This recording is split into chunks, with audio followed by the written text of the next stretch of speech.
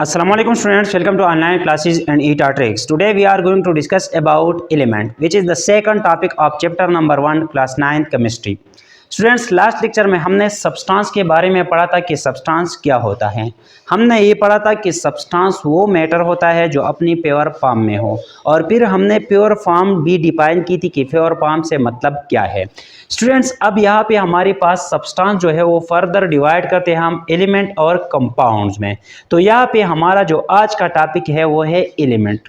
Students, element क्या होता है? एलिमेंट हमारे पास वो सब्सटेंस होता है जो सिर्फ और सिर्फ एक काइंड ऑफ एटम से बना हो और वो फर्दर डिवाइड ना हो सके, तो उस सब्सटेंस को हम कहते हैं एलिमेंट। यहाँ पे मैंने एलिमेंट का डिफिनीशन लिखा हुआ है, a substance that is made up of only one kind of atom and cannot be further split up or divided। जो फर्दर डिवाइड ना हो सके और सिर्फ एक काइंड ऑफ एटम से बना हो, उस सब्सटेंस को हम कहते हैं एलिमेंट। स्टूडेंट्स, 19th से पहले की अगर हम बात करें तो उस वक्त एलिमेंट की तादाद सिर्फ और सिर्फ 9 थी। फिर वक्त के साथ साथ जब 19th सेंचुरी का एंड आ गया तो उस टाइम टोटल एलिमेंट्स जो थे वो थे 63। अब इस वक्त जो मॉडर्न पीरियोडिक टेबल है, मॉडर्न पीरियोडिक टेबल में टोटल एलिमेंट्स की तादाद जो है वो है 118, 118। इन 118 में से 93 जो है ये नेचुरली है,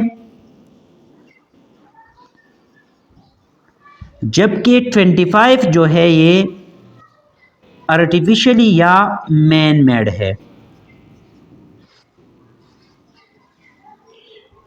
स्टूडेंट्स, यहाँ पे मैंने लिखा हुआ है कि एलिमेंट क्या होता है, वो सब्सटेंस जो एक काइंड ऑफ एटम से बना हो और फर्दर स्प्लिट अप ना हो सके, डिवाइड ना हो सके, उसको हम कहते हैं एलिमेंट।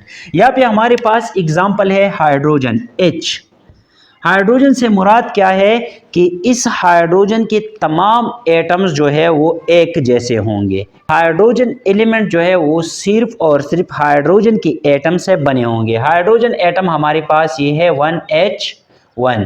इसी तरह अगर हम देखें H2, तो यहाँ पे ये जो है ये भी सेम काइंड ऑफ एटम से बना है।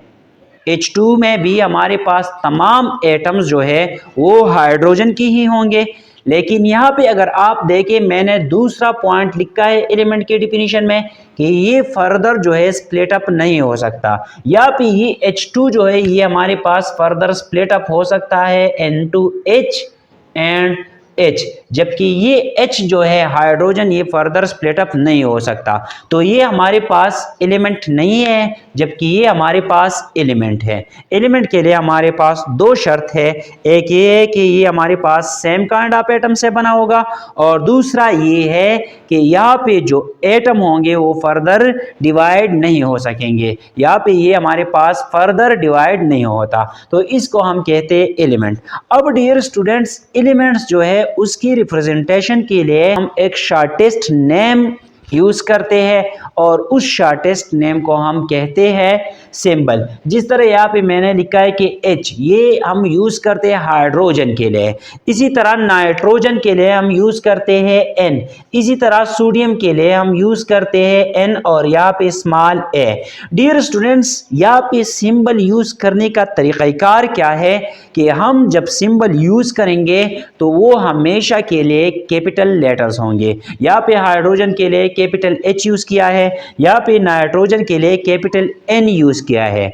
अगर इस तरह हो कि एक सिंबल ऑलरेडी यूज हुआ हो, तो फिर हम दूसरा सिंबल जब इस्तेमाल करते हैं तो उसके साथ स्मॉल लेटर लगाते हैं। जिस तरह यहाँ पे नाइट्रोजन N जो है ये ऑलरेडी यूज हो चुका है नाइट्रोजन के लिए, तो सोडियम के लिए हमने यहाँ पे Na लिखा है। जब हम एक से ज्यादा अल्फाबेट्स यूज करेंगे रिप्रेजेंटेशन ऑफ एलिमेंट्स के लिए, तो उस केस में जो है पहला लेटर कैपिटल होगा, जबकि दूसरा लेटर जो है वो स्मॉल होगा।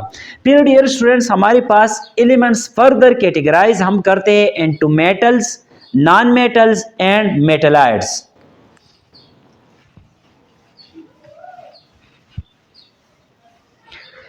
एलिमेंट को हम कैटेगराइज करते हैं इनटू मेटल्स,